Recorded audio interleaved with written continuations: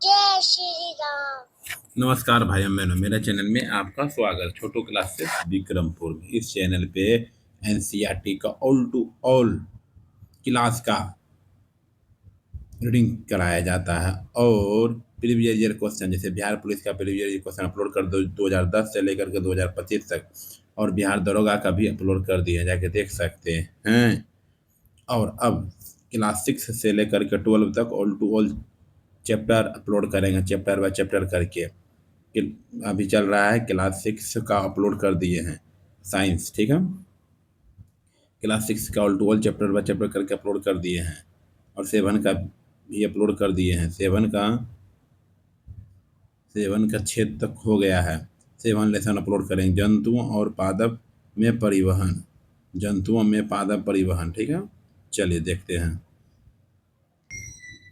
चलिए देखिए क्लास 7 का अध्याय 7, क्लास 7 का चैप्टर 7 जंतुओं और पादप में परिवहन, अध्याय 1 2 3 4 5 6 अपलोड कर दिए हैं, जाके देख सकते हैं। और क्लास 6 का भी all to all chapter upload कर दिए हैं एनसीईआरटी पैटर्न पे आधारित। आइए, परिसंचरण तंत्र बनाती है, परिसंचरण तंत्र बनाती है, परिसंचरण तंत्र बनाती है दोनों केवल, सही है। हृदय और रक्त वाहिनी क्या क्या बनाती है? हृदय और रक्त वाहिनी, हृदय और रक्त वाहिनी बनाती है। परिसंचरण बनाती है, हृदय और रक्त वाहिनी बनाती है। चलिए,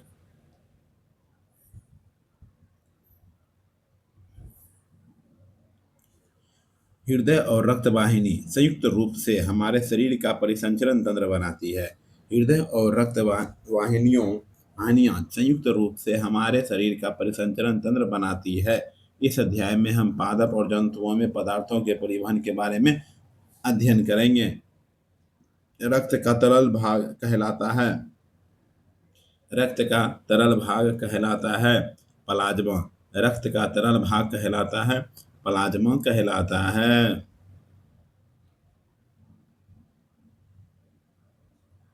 रक्त एक तरल से बना है, रक्त एक तरल से बना है जिसे प्लाज्मा कहते हैं, जिसमें विभिन्न प्रकार की कोशिकाएं निलंबित होती है, जिसमें विभिन्न प्रकार की कोशिकाएं निलंबित होती है।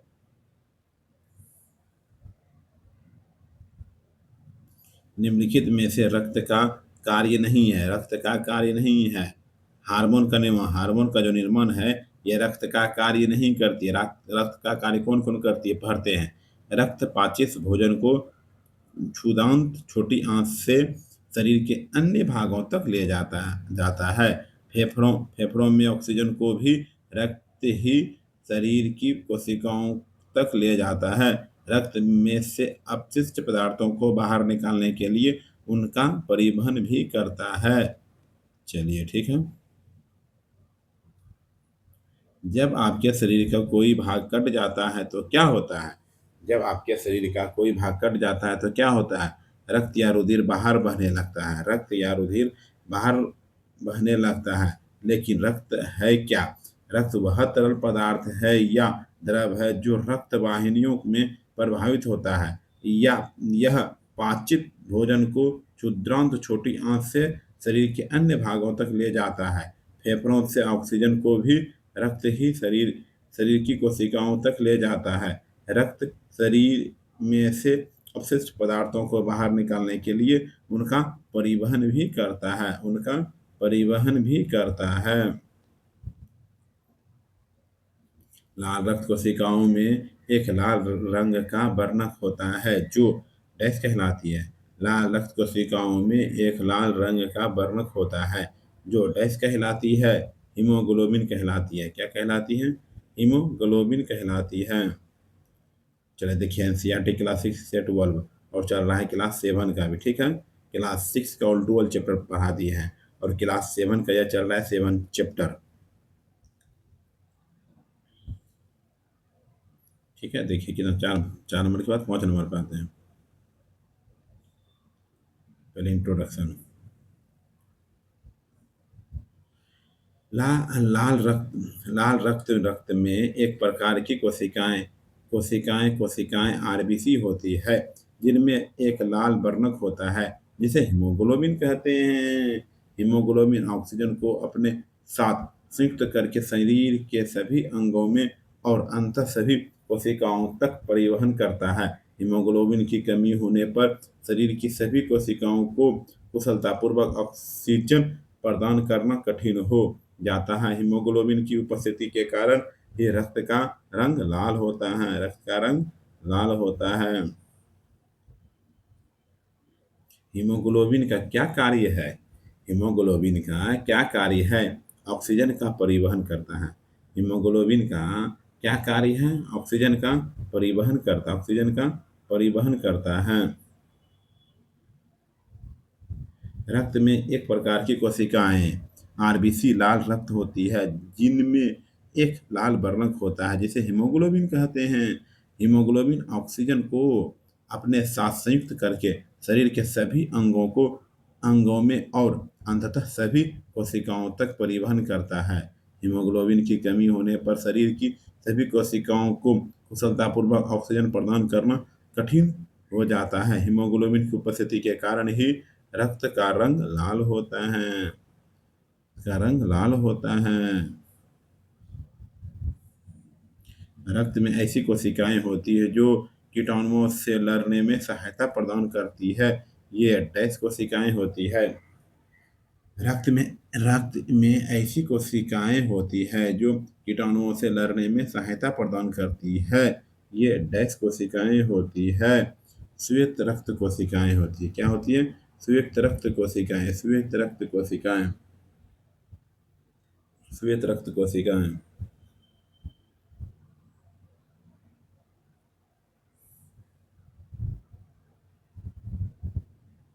रक्त में अन्य अन्य प्रकार की कोशिकाएं भी होती है जिन्हें श्वेत रक्त कोशिकाएं WBC कहते हैं। ये कोशिकाएं उन रोगाणुओं को नष्ट करती है जो हमारे शरीर में प्रवेश कर जाते हैं।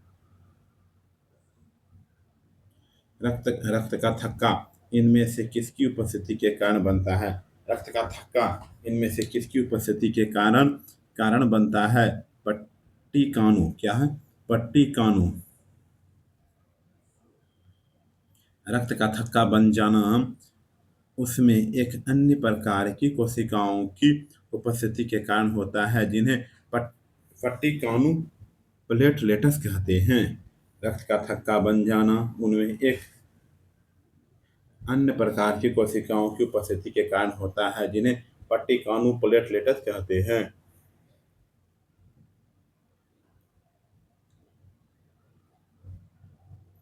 निम्नलिखित में से औसत्य कथन की पहचान करें। सीरा में रक्त प्रवाह तेजी से और अधिक दाब पर होता है। ये औसत्य है। क्या है? ये औसत्य है। सत्य क्या है? धमनियों की भित्तियां दीवार मोटी और प्रत्यास्थ होती है। शरीर में दो प्रकार की रक्त वाहिनियां पाई जाती है, धमनी और सीरा। रक्त और कोशिकाओं से कार्बन डाइऑक्साइड सहित अन्य अपशिष्ट पदार्थों को वापस हृदय में लाया जाता है।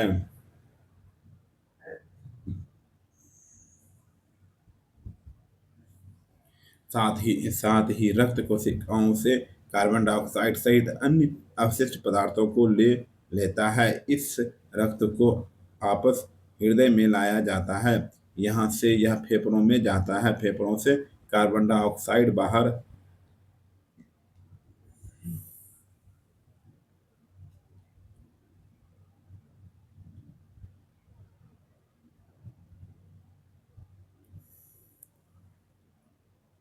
निकाल दी जाती है, जैसा कि अपने अध्याय 6 में पढ़ा है।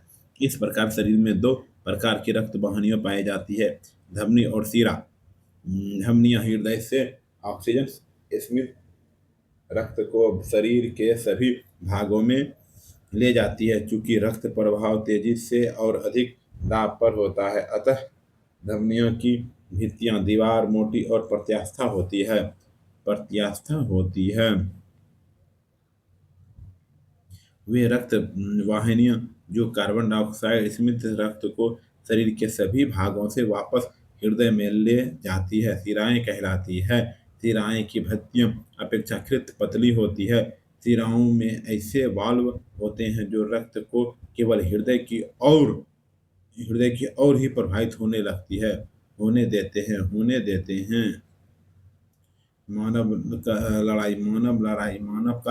कलाई में नाड़ी स्पंदन करती है। मानव कलाई में नाड़ी स्पंदन करती है, हृदय के बराबर।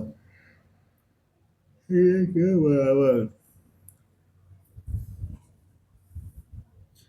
प्रति प्रति मिनट प्रति मिनट स्पंदन प्रति मिनट स्पंदन की संख्या स्पंदन दर कहलाती है। विश्राम की अवस्था में किसी स्वस्थ वयस्क व्यक्ति की स्पंदन दर सामान्यतः 72 से 80 स्पंदन प्रति मिनट होती है। अपने शरीर में अन्य ऐसे भागों का पता लगाइए जहां आप जहां आप नाड़ी स्पंदन का अनुभव कर सकते हैं। आइए 10 नंबर पे निम्नलिखित कथनों पर विचार कीजिए। वे रक्त वाहिनियां जो कार्बन डाइऑक्साइड स्मित रक्त की शरीर के सभी भागों में वापस हृदय में ले जाती है, सिराएं कहलाती है। सिराएं में ऐसे वाल्व होते हैं जो रक्त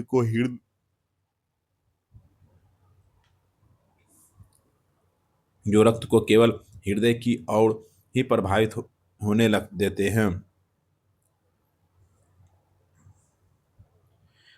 कथन एक और दो सही है। ठीक, चलिए।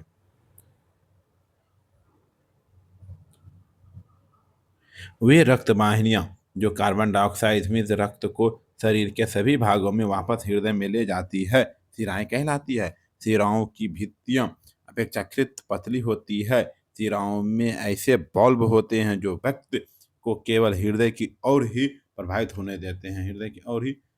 होने देते हैं।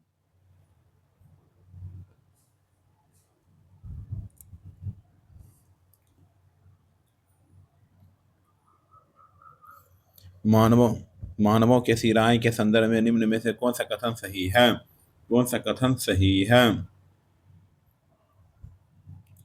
एक तीन चार है। एक तीन चार है, दूसरा गलत है। ठीक है, चलिए। वो सत्य मतलब सत्य होगा।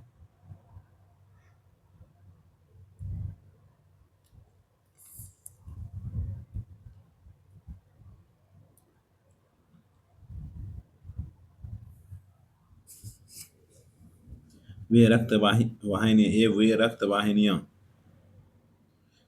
वाहिनियां जो कार्बन डाइऑक्साइड मिश्र रक्त को शरीर के सभी भागों से वापस हृदय में ले जाती है, सिराएं कहलाती है।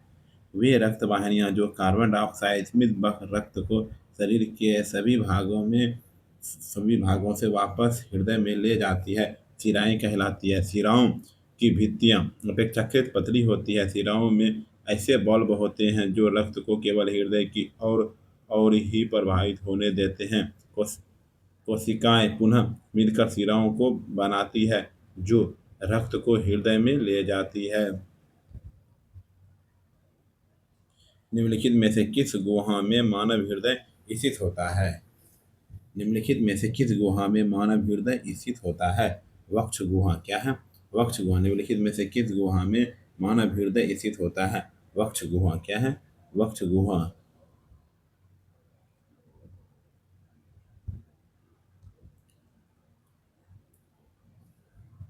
हृदय वक्ष गुहा में स्थित होता है, जिसका निचला सिरा थोड़ी बाईं ओर झुका रहता है।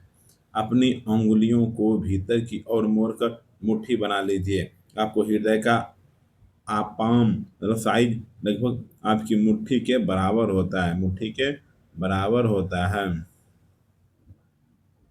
हृदय में कार्बन डाइऑक्साइड और ऑक्सीजन में स्मित रक्त परस्पर मिलने से कौन रोकता है? हृदय में कार्बन डाइऑक्साइड और ऑक्सीजन से स्मित रक्त परस्पर मिलने से कौन रोकता है? कक्षों के बीच दीवार।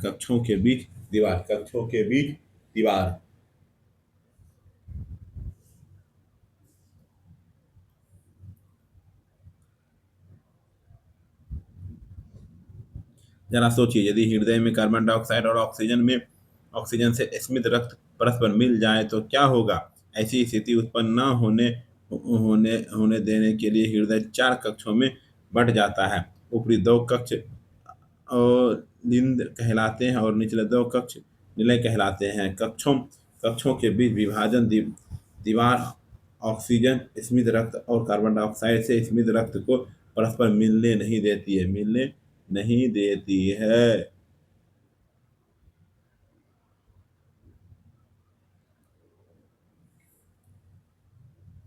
हृदय डैश का बना होता है। हृदय डैश का बना है। पेशी ऊतक का हृदय डैश का बना है। हृदय डैश का बना होता है। पेशी ऊतक का क्या? पेशी ऊतक का बना है।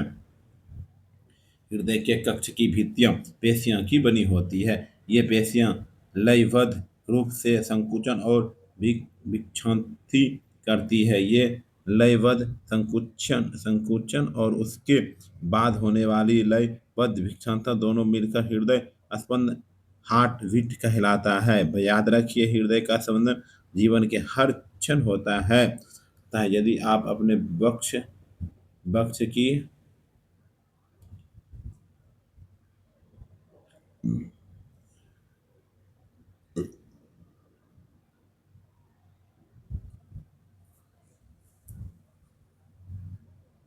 बाएं तरफ हाथ रखें, जो अपने हृदय स्पंदन धड़कन को महसूस कर सकते हैं। चिकित्सक आपके हृदय स्पंदन को मापने के लिए स्टेथोस्कोप नामक नामक यंत्र का उपयोग करते हैं। नमक का उपयोग करते हैं।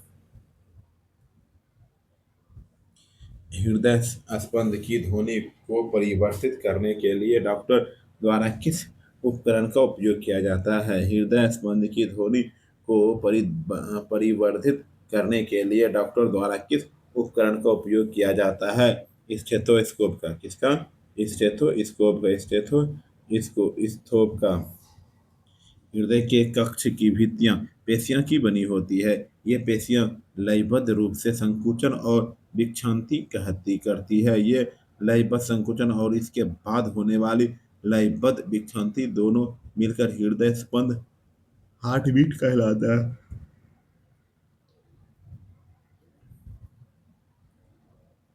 यदि रखिए, हृदय का स्पंदन जीवन के हर क्षण होता रहता है। यदि आप अपने वक्ष की बाईं तरफ हाथ रखें तो अपने हृदय स्पंदों धड़कन को महसूस कर सकते हैं। चिकित्सक आपके हृदय स्पंद को आपने अपने के लिए स्टेथोस्कोप नामक यंत्र का उपयोग करते हैं। निम्नलिखित में से किसमें कोई परिसंचरण तंत्र नहीं पाया जाता है? निम्नलिखित में से किसमें कोई परिसंचरण तंत्र नहीं पाया जाता? कोई परिसंचरण तंत्र नहीं पाया जाता है।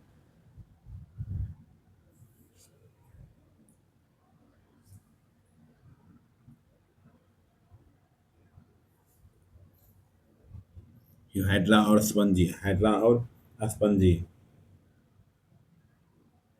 स्पंजों और हाइड्रा जैसे जंतुओं में कोई परिसंचरण तंत्र नहीं पाया जाता है। जिस जल में वे रहते हैं वही उनके शरीर में प्रवेश करके उनके भोजन और ऑक्सीजन की आपूर्ति कर देता है। जब जल बाहर निकलता है तो वह अपने साथ कार्बन डाइऑक्साइड और अपशिष्ट पदार्थों को ले जाता है तथा उन्हें परिसंचरण हेतु रक्त के समान तरल की आवश्यकता नहीं होती है।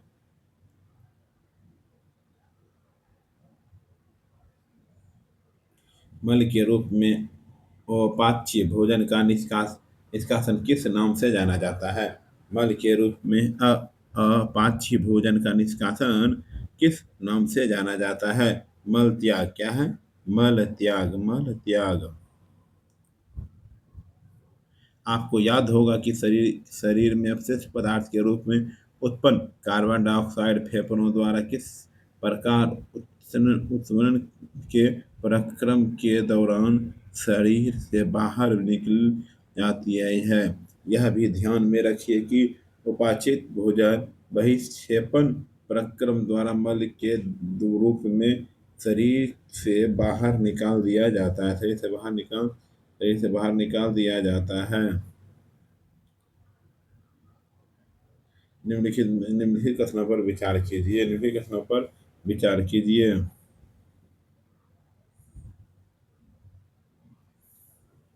दोनों कथन क्या है, सही है। ये भी सही, ये भी सही है। जब हमारी कोशिकाएं अपनी कार्य करती हैं तो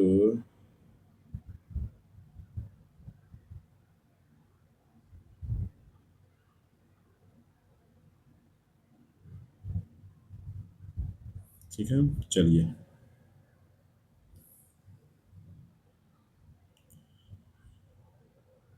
18 हो गया, चलिए 19 नंबर पे 18 के हेडिंग है।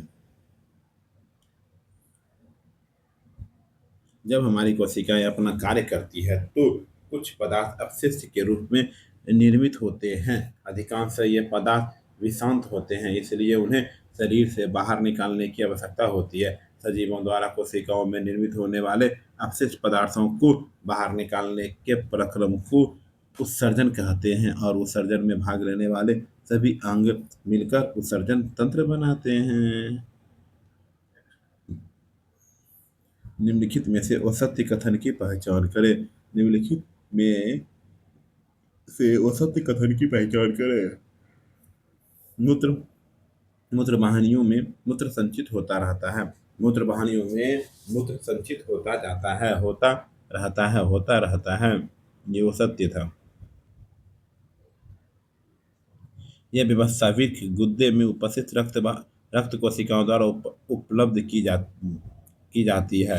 जब रक्त दोनों वृक्कों में पहुंचता है तो इसमें उपयोगी और हानिकारक दोनों ही प्रकार के पदार्थ होते हैं।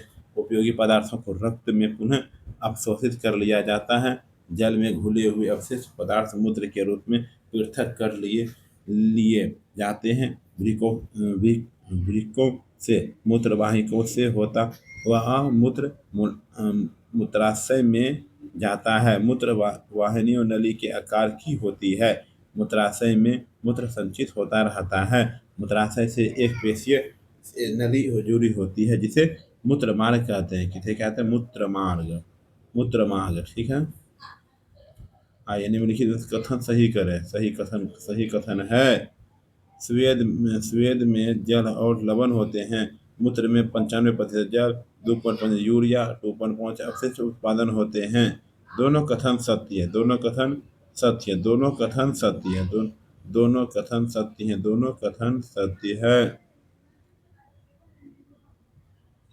यह हम सभी का अनुभव है कि गर्मियों में हमें पसीना स्वेद आता है। स्वेद में जल और लवण होते हैं। कोई वयस्क व्यक्ति सामान्यतः 24 घंटे हैं 1 से 1.8 लीटर मूत्र करता है। मूत्र में 95% जल है, 2.5 यूरिया, 2.5% अन्य अपशिष्ट उत्पाद हैं। यदि किसी व्यक्ति का वृक्क काम करना बंद कर दे यदि किसी व्यक्ति का वृक्क काम करना बंद कर दे तो उसके रक्त को कृत्रिम वृक्क द्वारा फिल्टर किया जाता है। अन्यथा यह जीवित नहीं रह सकता है। जीवित नहीं रह सकता है।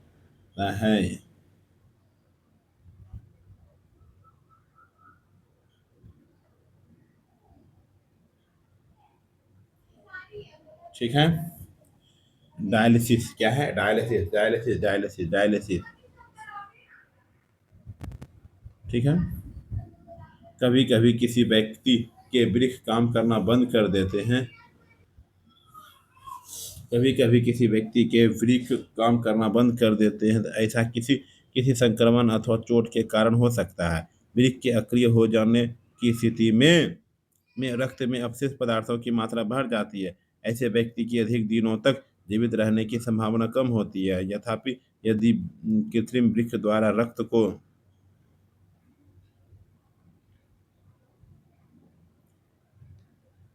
को नियमित रूप से छानकर उसमें से अपशिष्ट पदार्थों को बाहर हटा दिया जाए तो उसके जीवन काल की वृद्धि संभव है। इस प्रकार रक्त के छनन की विधि को ओपोहन डायलिसिस कहते हैं। ओपोहन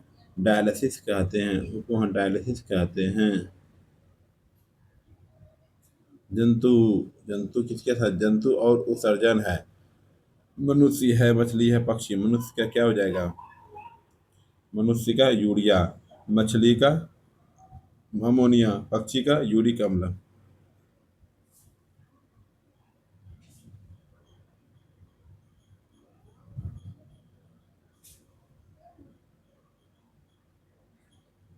ठीक है। जंतुओं के शरीर से अपशिष्ट रसायनों के निष्कासन की विधि जल की उपलब्धता पर निर्भर करती है। मछली जैसे जलीय जंतु कोशिका के अपशिष्ट उत्पादकों में अमोनिया के रूप में उत्सर्जित करते हैं, जो सीधे जल में घुल जाती है। पक्षी, छिपकली, सर्प जैसे कुछ जंतु अपने शरीर में अपशिष्ट पदार्थों का उत्सर्जन अर्ध घन सेंटी सेमी सॉलिड पदार्थ के रूप में करते हैं, जो मुख्यतः श्वेत सफेद रंग के का यौगिक यूरिक अम्ल होता है। मानव द्वारा उत्सर्जित अपशिष्ट पदार्थों में यूरिया प्रमुख है। यूरिया प्रमुख है।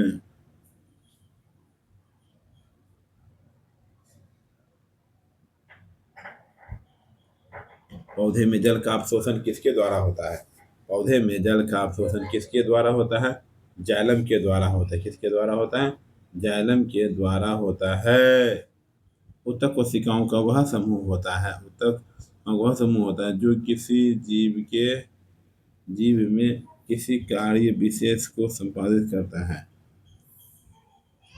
ऊतक कोशिकाओं का वह समूह होता है जो किसी जीव में किसी कार्य विशेष का संपादित होता है। जल और पोषक तत्वों में परिवर्तन के लिए पदार्थों में जो संवहन ऊतक होता है उसे जाइलम।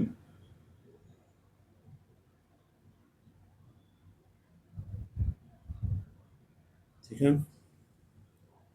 जल और पोषक तत्वों के परिवहन के लिए उत्पादों में जो संवहन ऊतक होता है उसे जाइलम या दारू कहते हैं। सतह पर उपस्थित रंध्रों के डैश के प्रथम क्रम द्वारा जल है।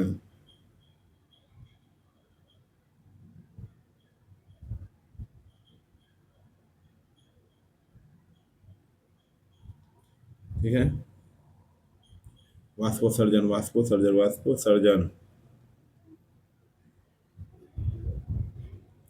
सतह पर उपस्थित रंध्रों के वाष्पोत्सर्जन के प्रक्रम द्वारा जल वाष्पित हो जाता है। पत्तियों से जल के वाष्पन से चूषण, अभिकर्षण, खिंचाव विकसित हो जाता है। यह वैसे ही जैसे आप स्ट्रा से जल का चूषण करते हैं। विशाल वृक्षों में बहुत अधिक ऊंचाई तक जल का अभिकर्मण, खिंचाव इसी प्रकार होता है। वाष्पोत्सर्जन पादप में ठंडा रखने से भी सहायता होता है, ठंडा रहने से भी सहायता होता है।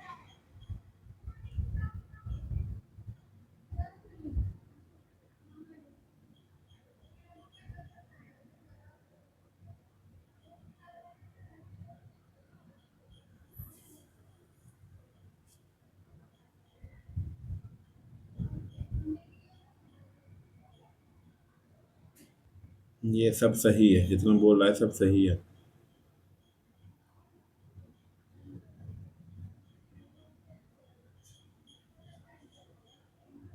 पादप मृदा से खनिज पोषक तत्व के और जल अवशोषित करते हैं। अवशोषित किया गया सारा जल पादप द्वारा उपयोग नहीं किया जाता है। सतह पर उपस्थित रंध्रों में वाष्पोत्सर्जन के प्रक्रम द्वारा जल वाष्पित हो जाता है। पत्तियों से जल के वाष्पन से चूषण, अभिकर्मण, खिंचाव विकसित हो जाता है। यह वैसे ही जैसे आप स्ट्राक से जल का चूषण चूषण करते हैं। विशाल वृक्षों में बहुत अधिक ऊंचाई तक जल का अभिकर्मण, खिंचाव इसी।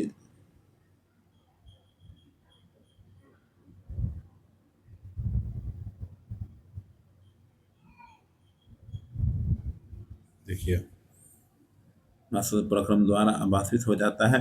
पत्तियों से जल के वाष्पन में चूषण, अभिकर्मण, खिंचाव विकसित हो जाता है। यह वैसे ही है जैसे आप स्ट्राल से जल का चूषण करते हैं। विशाल वृक्षों में बहुत अधिक ऊंचाई तक जल का अभिकर्षण, खिंचाव इसी प्रकार होता है। वाष्पोत्सर्जन पादप को ठंडा रखने में भी सहायता होता है, ठंडा रखने में भी सहायता होता है। वाष्पोत्सर्जन के दौरान रंध्रों में वाष्प के रूप में बड़ी बड़ी मात्रा में जल का ह्रास होता है, जल का ह्रास होता है। चलिए चैप्टर कंप्लीट हो गया। अगले वीडियो में मिलते हैं अध्याय 8 में।